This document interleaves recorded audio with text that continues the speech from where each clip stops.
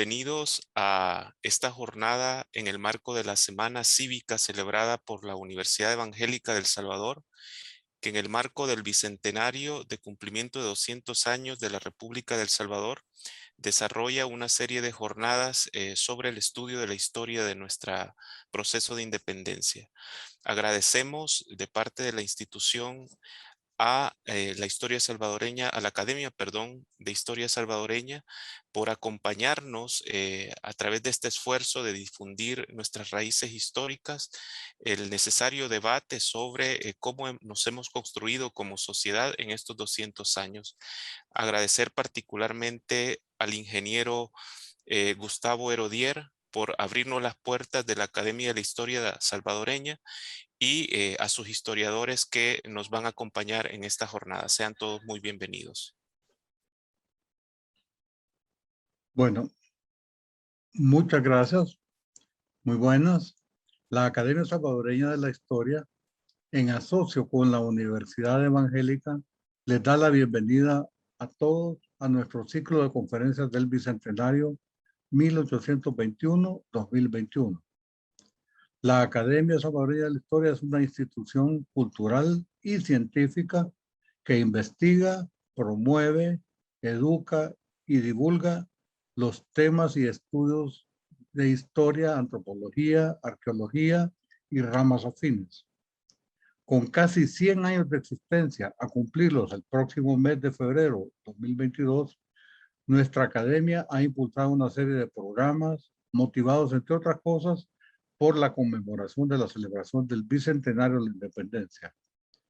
Durante los últimos años, hemos generado una diversidad de temas y actividades, todos con la finalidad de resaltar los procesos y acontecimientos históricos acaecidos en nuestro país en el contexto regional y mundial. Y en ese sentido, hemos estado a lo largo del año con nuestra sexta cátedra de historia bicentenario compuesta por 24 conferencias de historia. Pero bien, esta vez estamos desarrollando el ciclo de conferencias cívicas de septiembre conmemorando el bicentenario de independencia y que gracias a la invitación de la Universidad Evangélica compartimos el honor con estas charlas gracias a sus autoridades. Nuestra charla de hoy se titula El Salvador, conmemoraciones de la independencia y civismo a mediados del siglo XX.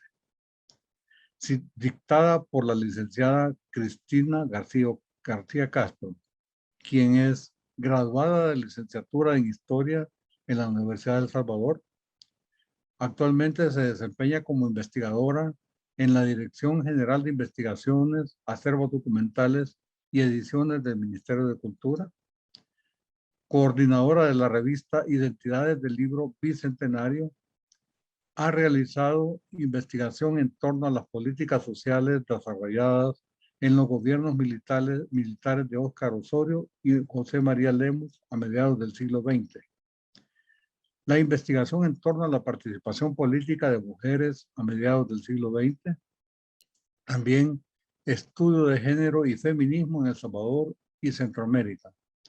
Ha publicado un libro en 2 tomos titulado en copublicación con Entre Rieles y Durmientes, Ferrocarriles en El Salvador, 1872-2018, en coautoría con el investigador Israel Cortés. Ha participado también en diversos congresos de historia centroamericana. En el último de estos congresos fue realizado en la ciudad de Guatemala. Ha participado en cursos y diplomados enfocados en la temática de migraciones en Costa Rica y México. Muchas gracias, Cristina. Es un gusto tenerla de nuevo en nuestras conferencias cívicas. Bienvenidas. Empecemos. La palabra es suya.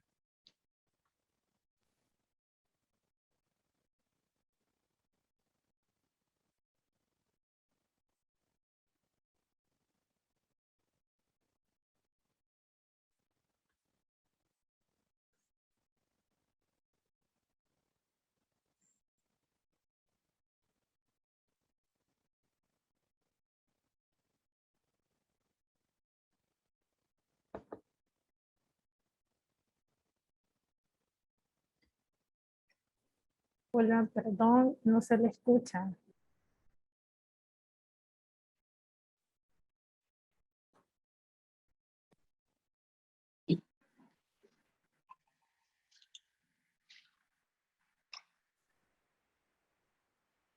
Bueno, buenas tardes. Como les comentaba, este día vamos a abordar un tema de una investigación que he realizado recientemente sobre El Salvador, conmemoraciones de la independencia y civismo a mediados del siglo XX.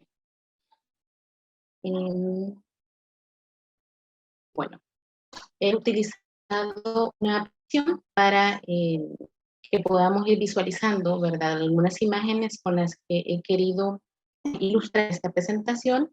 Y bueno, vamos a esperar que se cargue un momento. Ok, como les decía, la temática aborda precisamente las conmemoraciones de la independencia a mediados del siglo XX. He dividido la charla en 4 partes. La primera, que abordaré un poco sobre la construcción de la nación salvadoreña. A continuación, hablaré un poco a nivel teórico de la memoria, que es la categoría histórica mediante la cual he podido hacer. ¿Aló?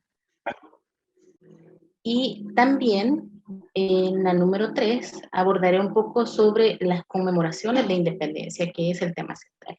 Y en el 4 sobre el civismo. Iniciamos. Como primer punto, la construcción de la nación salvadoreña, comunidad imaginada. Es importante decir que El Salvador, que conocemos hoy día como nación salvadoreña, este territorio hace muchísimos años no era conocido como El Salvador, ¿no? Sabemos que nuestro territorio vivió un periodo de 3 siglos, un periodo colonial, precisamente desde la conquista en 1524 hasta la firma del Acta de Independencia, que sería la ruptura de este pacto colonial que se dio y que estuvo en estos territorios americanos durante 3 siglos. ¿De qué sociedad hablábamos en ese momento? Bueno, se trataba de una sociedad basada fundamentalmente en estamentos. Entendemos estamentos aquellos grupos o sectores de la sociedad que en ese momento vivían como españoles, indígenas, criollos, ladinos, mulatos, etc. Era una sociedad estamental que se dividía precisamente en estos estratos sociales. Había, por lo tanto, una república de indios y también una república de españoles.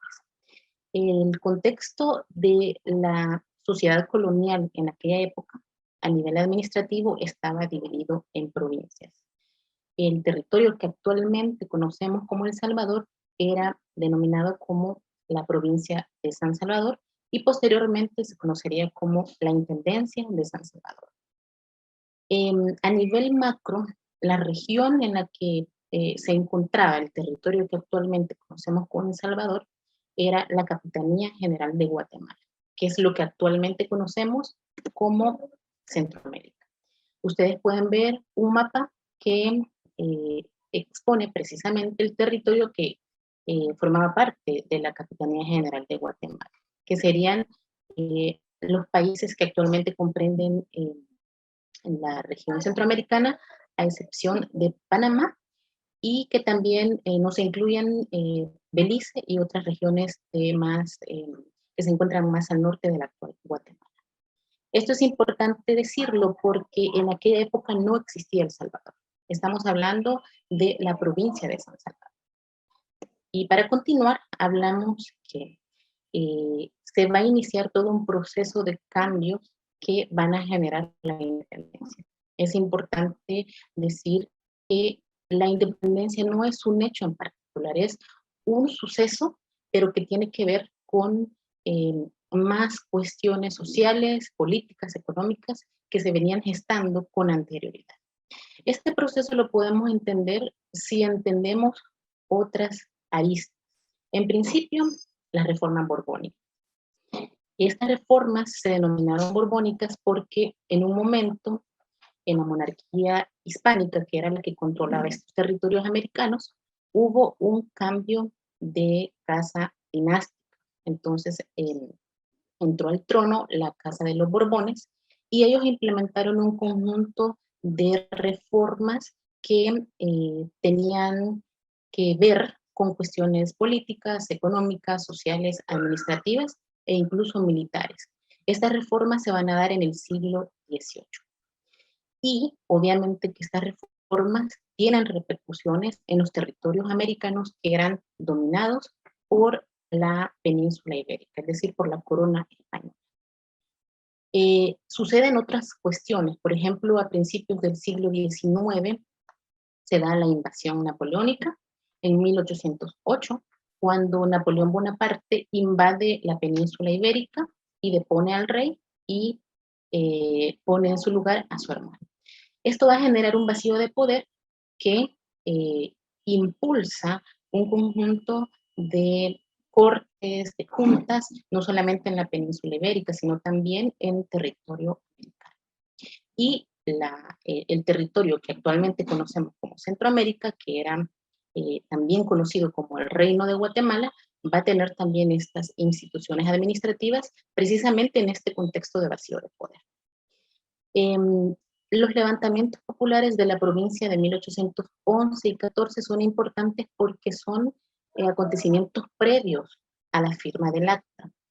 Y es importante mencionarlo porque más adelante este acontecimiento, en el caso particular de El Salvador, va a ser recordado y va a ser acuñado como el primer grito de independencia. Como parte del proceso independentista también es importante mencionar la Constitución de Cádiz de 1812, que es el primer ejercicio electoral también. A través de esta Constitución se tiene el primer ejercicio electoral en todas las provincias que formaban parte de los territorios americanos dominados por la corona. Y bueno, vamos avanzando. Posteriormente, que se da la firma del acta precisamente en septiembre de 1821, que como ustedes lo vieron, responde a muchas razones, a muchas causas, entre ellas el descontento que hubo por estas reformas borbónicas que imprimieron más impuestos a estos sectores de la sociedad como indígenas, mulatos, ladinos, y que generaron descontento. Entonces se da la independencia y posteriormente se dan también otros proyectos políticos que van de alguna manera a ir generando que estas provincias puedan o anexarse o puedan rechazar dichos proyectos. El primero de ellos fue el proyecto que se impulsó en la Nueva España, que es precisamente la creación de un imperio mexicano y que se quería que estas provincias que habían formado parte del Reino de Guatemala se anexaran a dicho proyecto. Cabe mencionar que las provincias, o más bien las intendencias de San Salvador y San Vicente, que forman parte del actual El Salvador, no quisieron anexarse. Por lo tanto, fueron incluidas e incorporadas a este proyecto por la fuerza. Pero ¿qué pasa con todo esto? Que al final el proyecto mexicano no se concreta y fracasa, por lo tanto estas antiguas provincias buscan, en el caso salvadoreño, buscan otras opciones. Es importante recalcar que el Estado de El Salvador se propuso en diciembre de 1822 la anexión a Estados Unidos. Fue José Matías Delgado quien mediante una comunicación expuso a Estados Unidos que se querían anexionar a ellos, ¿no? Este es un asunto muy, muy interesante, pero no se ahondará porque no es el tema central que nos ocupa. Sin embargo, esto es importante mencionar porque posteriormente ya viene otro proyecto que es un proyecto de unión centroamericana que da paso precisamente a las Provincias Unidas del Centro de América, y en este contexto surge la primera constitución del Estado salvadoreño, que no es entendida como El Salvador propiamente, sino como un Estado que ya buscaba de alguna manera cierta autonomía en ese contexto. Sin embargo, este proyecto federativo no tiene mayor éxito y nada más dura más o menos 20 años aproximadamente y fracasa en 1839. Para todo esto todavía no hablamos del Salvador. Vamos a empezar a hablar del Salvador propiamente en la década de 1840. y no vamos a hablar de El Salvador como lo conocemos actualmente. Vamos a hablar del Salvador, así, Estado del Salvador, que inicia un proyecto independiente en 1840 y por lo tanto tiene que dar inicio y empezar a fundar, a crear instituciones locales como milicia, instituciones políticas, incluso se da en este contexto la erección del obispado, etc. Y ahora bien, en el siglo XIX, si empezamos a hablar ya del Estado salvadoreño propiamente independiente y como nación política, de estas que surgen precisamente a partir del siglo XIX, y a finales de este siglo irrumpen, como en muchos países centroamericanos, gobiernos de corte liberal. Estos gobiernos impulsan reformas de todo tipo, reformas que en ese contexto se denominaron reformas liberales, que básicamente empiezan, por ejemplo, a secularizar la sociedad, empiezan a fortalecer el poder central en detrimento con el poder local. Y en este contexto sí podemos empezar a hablar ya de una construcción de un Estado salvadoreño propiamente dicho. Sin embargo, el nombre de El Salvador se va a considerar propiamente con un decreto legislativo en 1915. Entonces, la construcción del Estado salvadoreño la vamos a encontrar a finales del siglo XIX y principios del siglo XX. Ahora pasamos al segundo punto, hablar de lo teórico. Hubo varios elementos que a mí me ayudaron para poder identificar y para poder estudiar esta temática. En principio, el tema de la memoria, que es muy importante para entender el tema de las conmemoraciones de la independencia. Se retomó la definición de nación, que es la que utiliza Benedict Anderson. Él considera que la nación es una comunidad política imaginada, limitada y soberana. En este caso, nos vamos a quedar con eso, que es una comunidad política y que es limitada porque tiene fronteras físicas y porque en esas fronteras físicas puede ejercer su soberanía, la soberanía del territorio que compete. En este caso también es de mencionar que es una comunidad política imaginada porque se debe construir culturalmente en quienes forman parte de esa comunidad, o sea, de esa nación. Y bueno, aparte de entender la nación, entendemos también que la construcción de la nación en el imaginario colectivo no es algo que se va a dar de forma natural, es algo que se construye. Y hay un teórico que es muy interesante, que se llama Eric Hobsbawm, que nos aporta un elemento, que nos aporta un concepto teórico que se denomina tradiciones inventadas, que nos permite entender que la construcción de la nación se va a dar precisamente a través de estas tradiciones inventadas, que van a ser un conjunto de prácticas regidas normalmente por reglas manifiestas o aceptadas tácitamente y de naturaleza ritual o simbólica. Estas tradiciones inventadas van a crear cohesión en las mentes de todas las personas que forman parte de esta comunidad imaginaria. Entonces, en ese sentido, las conmemoraciones van a formar o van a ser parte del imaginario que se quiere forjar a nivel nacional. Y en este proceso de construir este imaginario juega un papel importantísimo la memoria. Y yo retomo también de otro teórico que se llama Pierre Nora el concepto de lugares de memoria.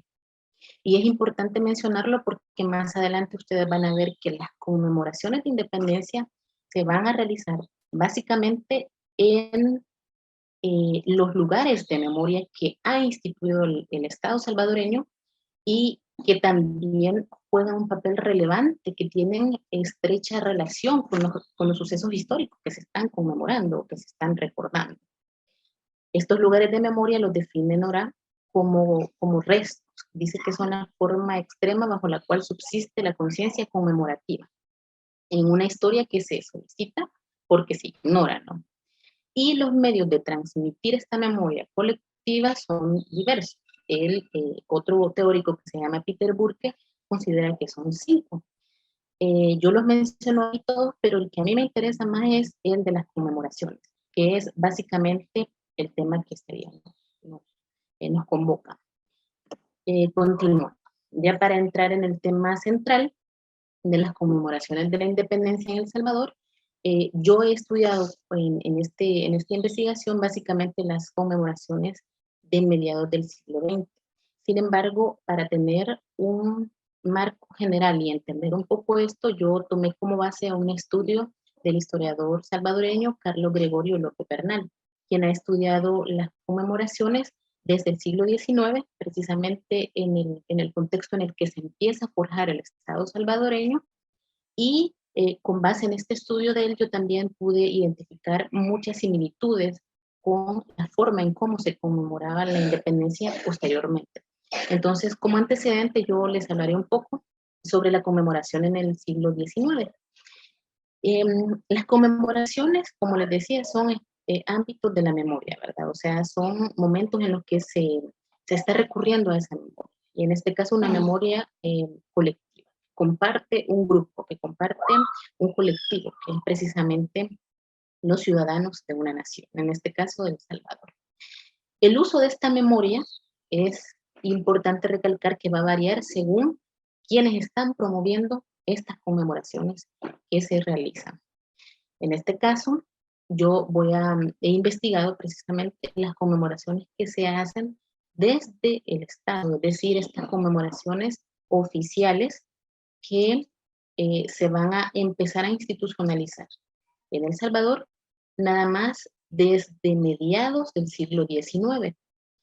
Y les menciono esto porque cuando se dio la época de la Federación, por ejemplo, sí se conmemoraba la independencia, y el historiador López Bernal lo ha estudiado ampliamente, pero él dice que no se conmemoraba la independencia a nivel local o con un sentido nacional, sino que se conmemoraba básicamente en un contexto de conflicto, porque el periodo de la Federación fue un periodo muy conflictivo y generalmente no se hacían este tipo de conmemoraciones que conocemos hoy día, sino que eran unas cuestiones más distintas, a las que nada más se aludía a la firma del acta y ya.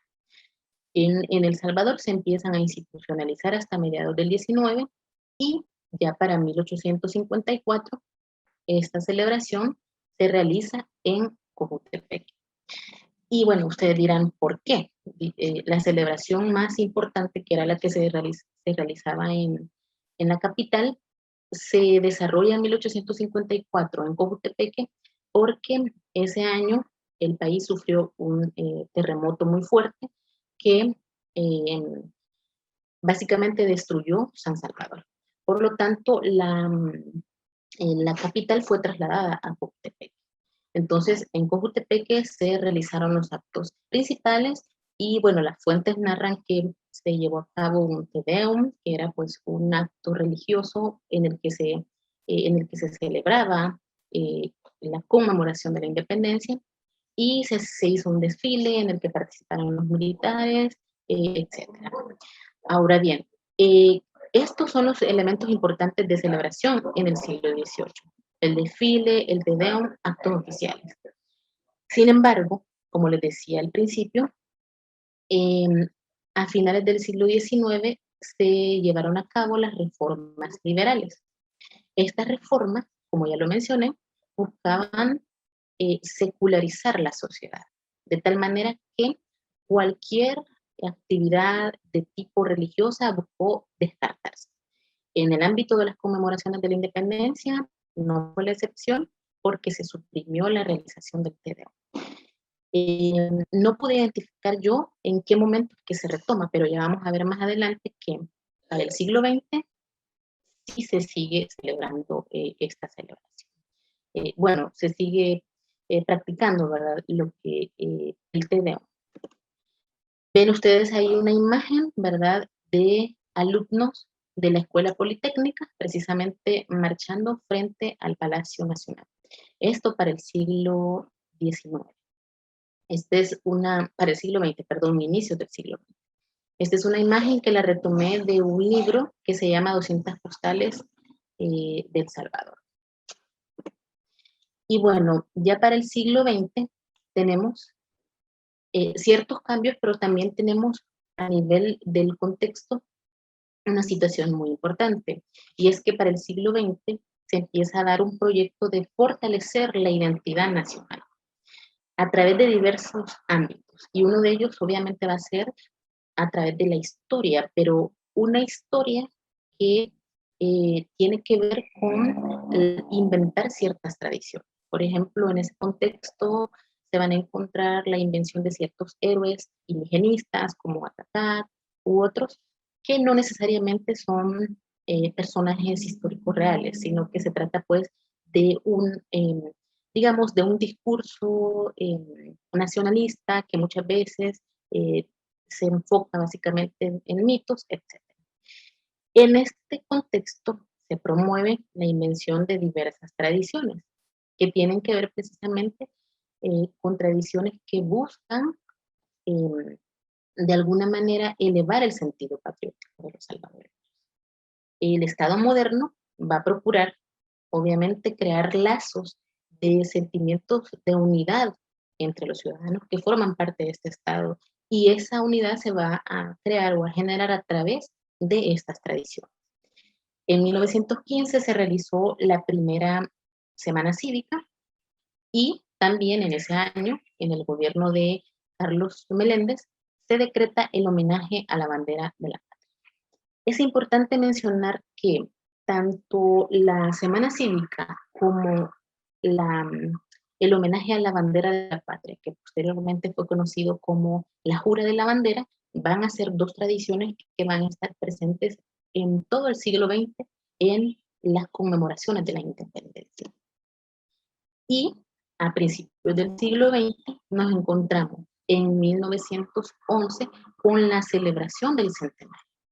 Y es importante mencionar que no se refiere al centenario de la independencia, se conmemoró el centenario de los movimientos populares que se dieron en 1811. Y a estos movimientos en ese momento, o sea, en 1911, se les conoció como el primer grito de independencia. Estos se conmemorarían el 5 de noviembre.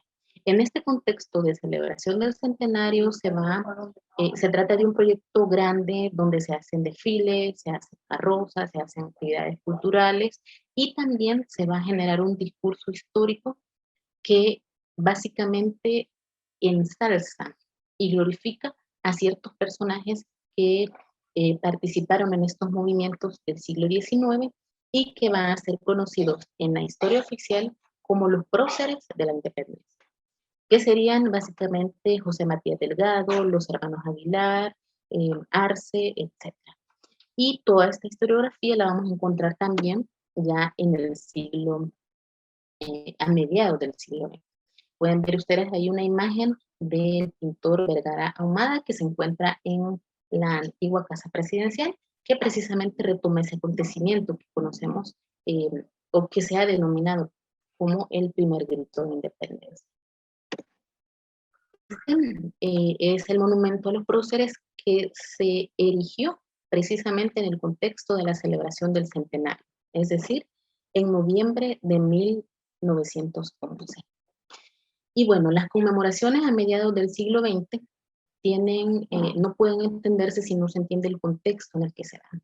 Recordemos que en los gobiernos de mediados del siglo XX irrumpen en El Salvador a partir de un golpe de Estado que se dio en diciembre de 1948, en el que llega al poder un grupo de jóvenes militares que se denominan en ese momento como Consejo de Gobierno Revolucionario, y que posteriormente van a ser los miembros del PRUD, que es el Partido Revolucionario de Unificación Democrática, que es el partido que del cual son los dos presidentes que ocupan la década de 1950. Estoy hablando de Óscar Osorio y José María Guerra. A estos gobiernos se les conoce como gobiernos reformistas porque inician un conjunto de reformas políticas, culturales, económicas, etcétera, ¿verdad? Este es el contexto general en el que nos encontramos para hablar de las conmemoraciones a mediados del 20. ¿Y qué pasa con la celebración de la independencia en este periodo? Bueno, Óscar Osorio llega al poder el 14 de septiembre, bueno, toma el poder más bien el 14 de septiembre de 1950. Él había ganado las elecciones en marzo de ese año y bueno, llegó bajo la bandera del PRU y su investidura se dio el 14 de septiembre. Ese año me llamó muchísimo la atención que la celebración de la independencia se vinculó grandemente con la celebración de investidura de Osorio. Incluso en muchas localidades y departamentos de El Salvador se realizaban fiestas que se iban a iniciar el 14, celebrando la investidura de Osorio, y que iban a culminar el 15 con el desfile cívico-militar. Por ejemplo, esos fueron los casos de Santa Ana, San Miguel y la capital, San Salvador. En ese año se estaban conmemorando los 129 años de la firma del Acta de Independencia. Y bueno, en todo este contexto, Óscar Osorio va a ser parte de la mayoría de celebraciones en su periodo de gobierno, que fue de 1950 a 1956, y cuando se llevaban a cabo estas actividades, generalmente él se colocaba en una tribuna que se construía en el portón oriental del Palacio Nacional, precisamente el que da con la actual Plaza Gerardo Barrios, y él disfrutaba junto a su gabinete, ¿verdad?, conformado por militares, disfrutaba de los desfiles que se realizaban para conmemorar la independencia. En el molde de la celebración de la independencia va a estar compuesto básicamente por dos elementos. El primero, un ritual cívico, y el segundo, un ritual religioso. En el ritual cívico vamos a encontrar desfiles, actos cívicos, entrega de ofrendas florales y un desfile militar. Estos actos cívicos básicamente se van a realizar en las escuelas, pero también el Ministerio de Cultura se encargará de organizarlos. Por ejemplo, el acto cívico principal, que sería el oficial que se celebraba en San Salvador, será el Ministerio de Cultura el que se encargará de hacerlo. Como ustedes pueden ver en la foto que aparece ahí, las bandas de guerra van a ser también protagonistas de estos desfiles escolares. En aquel momento se les conoce como bandas de guerra. Esto va a cambiar en 1992, cuando se les conoce como las bandas de paz, precisamente en el marco de la firma de los acuerdos de paz. El otro ritual, que es un ritual religioso, es el Te Deum, la realización de un Te Deum, que básicamente se realizaba en la Catedral Metropolitana. Sin embargo, en 1951 hubo un lamentable suceso, que fue un incendio que destruyó por completo la catedral. De tal forma que para la década de 1950, la iglesia El Rosario fue utilizada como catedral provisional. Por lo tanto, estos rituales religiosos se van a realizar precisamente en la iglesia del Rosario. Ustedes pueden ver ahí una imagen donde podemos observar al presidente Óscar Osorio junto a parte de su gabinete y a su esposa en la realización de este ritual religioso. Es importante mencionar que yo no logré identificar precisamente el año en el que se retoma la realización de este Perdón. religioso. No lo logré identificar porque, pues, como mi estudio nada más va en la década del 50, no lo logré identificar, pero sí el Te Deum va a ser un elemento que va a estar presente toda la década. Otro elemento también que estará presente en estas celebraciones es la Semana Cívica, que se va a realizar todos los años y que generalmente se realizaba antes de del 15 de septiembre, como hoy día también se conmemora, ¿verdad? Para 1951, esta se celebró del 10 al 14 de septiembre y, bueno, cada año va variando según el calendario de cada año. Las conmemoraciones de la independencia, por lo general, se van a celebrar en los denominados lugares de memoria. Como ya les decía, estos lugares de memoria son sitios que tienen importancia y que están estrechamente vinculados con el suceso que se está conmemorando. Vemos ahí una imagen de un grupo de estudiantes que están realizando un desfile pequeño en el marco de la inauguración de la Semana Cívica.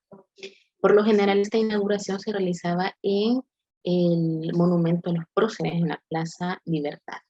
Esta plaza va a ser importante. Generalmente es la plaza que alberga el acto oficial central en el que van a participar el presidente, comitivas internacionales y el cuerpo diplomático y su gabinete de gobierno. Vemos también ahí un panorama del desfile escolar. Este desfile escolar generalmente recorría las principales calles de San Salvador y en muchas ocasiones el Ministerio de Cultura, que era el que se encargaba de organizarlo, pedía a los comercios que se encontraban en los alrededores de donde transcurriría el desfile que arreglaran sus establecimientos para que esto pudiera tener consonancia con el evento que se realizaba. Como les decía, estos espacios de memoria son distintos. Uno de ellos, y quizá el más relevante, es la Plaza Libertad, donde se encuentra emplazado el monumento a los próceres. Y bueno, siguiendo en las conmemoraciones. También a nivel del interior del país, estas conmemoraciones se van a celebrar o van a tratar de celebrarse en espacios o lugares de memoria. En 1955, por ejemplo, en San Vicente, estas fiestas se llevaron a cabo en la Plaza de los Próceres, una plaza que está ubicada frente al Templo del Pilar. Es importante mencionar que este Templo del Pilar también es otro lugar de memoria porque en él se encuentran sepultados los restos de dos próceres que son José Simeón Cañas y Antonio José Cañas. Entonces, esto lo vamos a encontrar en varios lugares, donde, por ejemplo, tenemos algún lugar que tenga que ver con la independencia, algún lugar importante, entonces ahí se van a realizar algunos actos. Este ritual cívico va a incluir siempre, por lo general, el tributo y el culto a los próceres y también a los símbolos patrios. Los símbolos patrios como la bandera, el himno nacional, etc. Para 1956 encontramos ya el segundo gobierno del PRO, que estuvo a cargo de José María Lemos, y las conmemoraciones de la independencia van a mantener generalmente el estilo que habían mantenido. Siempre estos desfiles cívicos y también el desfile militar, que era otro de los que se realizaba el 15 de septiembre, van a pasar generalmente frente al Palacio Nacional. Ahí tenemos una imagen de uno de los periódicos de circulación nacional de una de esas festividades. Y bueno, ahí tenemos en la imagen a José María Lemos, que está rindiendo honores a la bandera en la Plaza Libertad, precisamente en el monumento a los próceres, que no se puede ver por el ángulo de la fotografía, pero bueno, ahí está también José María Lemos. El 15 de septiembre de 1957 también se tenía programado llevar a cabo una ceremonia en el campanario de la Iglesia de la Merced. Y menciono la Iglesia de la Merced porque este también es otro espacio de memoria importante. Es importante porque en el discurso historiográfico que se crea en el centenario, de lo que ya les hablé anteriormente, se tiene la idea que un prócer tocó las campanas de esta iglesia, algo que la historiografía académica pues considera como un mito, ¿verdad? Porque no es algo que esté probado, no tenemos fuentes para demostrarlo, pero a nivel del discurso, esta iglesia sí es importante porque este discurso la coloca como un lugar de memoria. Para los 50, esta iglesia va a ser también el lugar en el que se realizan algunos actos, incluso estos actos también eran realizados en kinder, que eran como las parvularias, ¿verdad? Con niños pequeños, porque también desde pequeños se buscaba inculcar el fervor patriótico. Para 1957, la celebración oficial se realizó en el Parque San José, frente a la estatua del padre José Matías Delgado. Y esto me llamó mucho la atención porque para ese año la Plaza Libertad estaba cerrada, porque la estaban remodelando. Y es importante ver cómo el Ministerio de Cultura siempre buscó un espacio que tuviera vinculación con este discurso oficial que se manejaba de la independencia. Como ustedes ven, se trató de un lugar donde había una estatua del padre José Matías Delgado, que es un reconocido y denominado prócer del año. Vamos a encontrar también, y es muy importante, que todos se preguntarán en qué momento es que surgen las cachiporras en estos desfiles de la conmemoración de la independencia. Pues lo encontramos en la década de los 50. En esta década se conmemoraba un hecho importante, que era la Revolución del 48. Como se los mencioné rápidamente, esta revolución fue el hecho que le abrió paso a estos nuevos gobiernos militares, ¿verdad?, reformistas. Entonces, esta revolución se conmemoraba cada diciembre, y para la conmemoración del cuarto aniversario de la revolución, es decir, en 1952, participó una banda de estudiantes de Miami, Florida. Esta banda traía unas muchachas que eran cheerleaders, ¿verdad? Y causó tanta, digamos, tanta algarabía y también tanto asombro, que poco a poco se fue incorporando esta moda.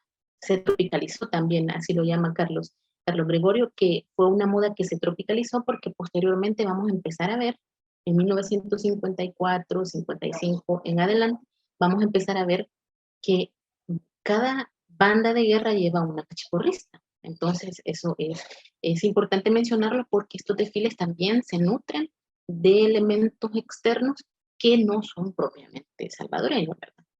Y bueno, también encontramos desfiles en la noche. En general, estos desfiles los realizaban las personas adultas, que eran las que recibían las clases en la nocturna, ¿verdad? Personas, por ejemplo, que ya estaban adultas y que estaban cursando estudios de menor edad. Y bueno, para continuar, como les decía, ¿verdad?, las cachiporristas, vamos a encontrar precisamente cachiporristas. Acá tenemos la banda de guerra y su cachiporrista de la Escuela Normal de España. Eso lo vamos a encontrar básicamente en todas las bandas, bueno, en la mayoría, e incluso también en el interior del país, porque yo me encontré una fuente de una cachiporrista en San Miguel, por ejemplo, para 1956. Entonces vemos cómo estas modas y estas costumbres también van a traspasar de la capital, ¿verdad?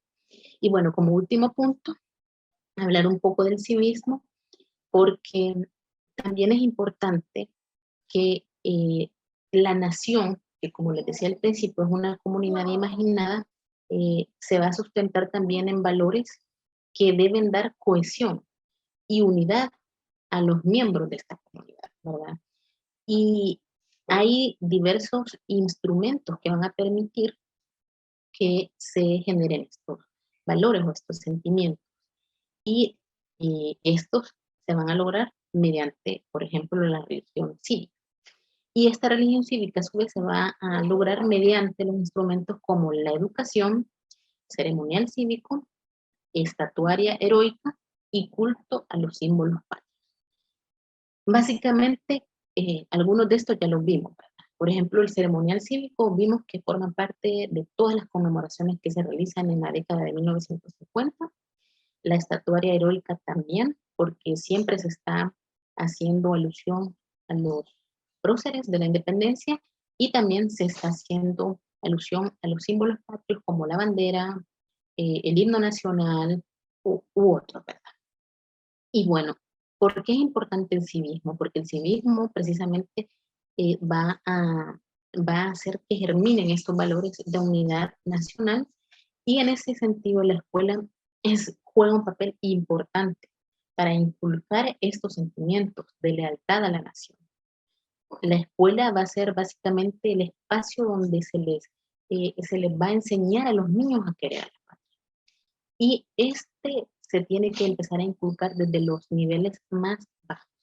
Por ejemplo, desde el kinder se empiezan a hacer actos cívicos, se empieza a llevar a los niños para que entreguen ofrendas florales a los próceres o a algunos monumentos que tienen que ver con los próceres, etc. Y también se va a cultivar el sentimiento patriótico a través de concursos de oratoria, declamación, de altares cívicos o de concursos literarios, etc. Vemos ahí una imagen, ¿verdad?, de un grupo de niños que están participando de un evento cívico en una escuela de San Salvador. Y otro punto importante es que en la escuela también se va a dar la educación como elemento fundamental para, para incentivar a los niños o para cultivar en los niños el fervor patriótico. Y bueno, ¿cómo? En la década de los 50 se va a dar fundamentalmente a través de los símbolos patrios y del panteón de los héroes nacionales. Y básicamente la educación, la enseñanza de historia de la independencia se va a dar fundamentalmente en el mes de septiembre, porque fíjense que la historia como tal no era una materia que se enseñaba para esta época. En algún momento sí fue parte de los programas de estudio, pero esto dejó de serlo en 1900, en la década del 40, y ya para los 50 pues no se enseñaba historia. Sin embargo, en el mes de septiembre sí se giraban directrices para que los contenidos escolares estuvieran enfocados en temáticas de independencia o para hablar de la conquista, de la época colonial, de los próceres, del primer grito de independencia, etc. Y en este sentido van a surgir también algunos libros o publicaciones que hace el Ministerio de Cultura para que se puedan enseñar estos contenidos históricos en las escuelas. Y dos de ellos, que yo los he destacado acá, son los siguientes.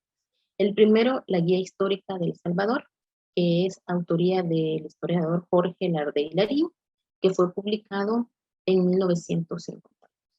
Y también el libro Mi Patria, sus símbolos, su independencia y sus próceres, que fue publicado en 1956. Básicamente estos libros van a ser como las guías que sirven para los maestros para enseñar a los niños educación cívica, religión cívica en el contexto del mes de septiembre.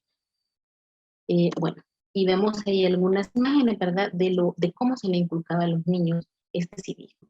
Los niños formaban parte de desfiles, los niños asistían a entregas, hacían entregas florales a los monumentos, como vemos la fotografía de los niños dejando una ofrenda floral en un monumento, o como vemos también la otra fotografía en la que una niña porta la bandera y los niños van marchando. Entonces, esta era parte de inculcar el civismo desde las generaciones más tempranas hasta generaciones adultas o en universidades.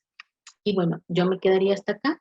Les agradezco nuevamente a la Academia Salvadoreña de la Historia y a la Universidad Evangélica de El Salvador por la invitación que me hicieron.